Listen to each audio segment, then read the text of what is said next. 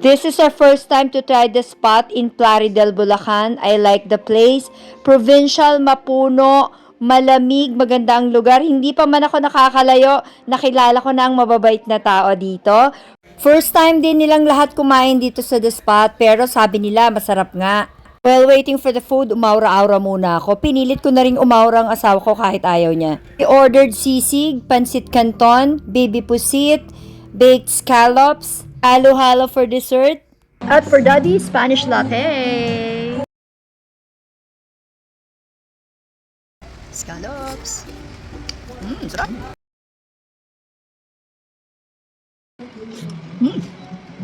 Sarap.